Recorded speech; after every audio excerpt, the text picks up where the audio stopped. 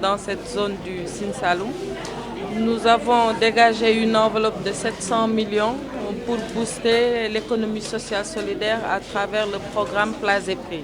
Ce que nous avons pu constater au niveau particulièrement de la région de Kaffrine, c'est une forte expérimentation de l'économie sociale solidaire à travers des organisations de femmes regroupées sous forme de chaînes de valeur, à partir des chaînes de valeur.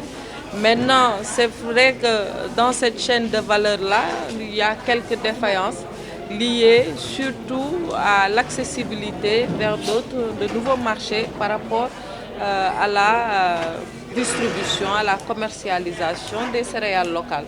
Donc nous verrons dans le cadre de la promotion de ce modèle, dans le cadre du renforcement des chaînes de valeur, comment nous pouvons, avec les structures identifiées, participer à l'accompagnement et au renforcement des différentes organisations.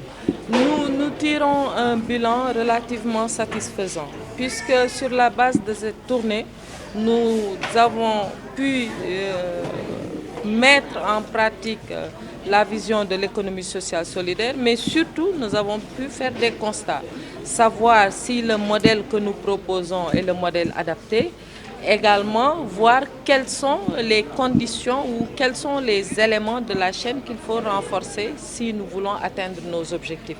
Et nous avons vu des acteurs expérimentés, nous avons vu des acteurs qui ont des idées innovantes, mais nous avons également vu par rapport à l'accompagnement de l'État les attentes des acteurs. Et c'était ça le but de la tournée. Cela nous permettra, dans le cadre de la finalisation de nos textes au niveau du ministère, notamment la lettre de politique sectorielle et les lois d'orientation qu'il faudra faire, prendre en charge ces questions-là à un niveau national qui verra très certainement des solutions adaptées aux besoins des populations. Il reste l'étape du nord, nous devons aller vers Saint-Louis, nous devons aller vers Matam, ensuite descendre sur Diourbel et venir vers Thiès et Dakar.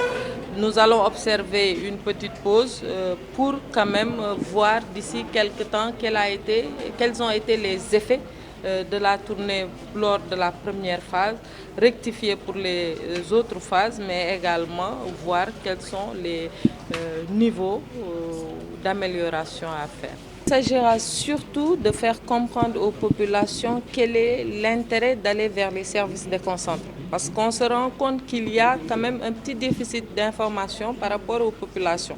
C'est d'ailleurs pourquoi nous-mêmes, en venant, nous avons pu prendre toutes les structures qui interviennent dans le domaine du financement. Cela va de la réglementation à la supervision, à l'observatoire de la qualité des services financiers décentralisés ou à l'acteur principal, notre partenaire principal, qui est le système financier décentralisé à travers l'association professionnelle.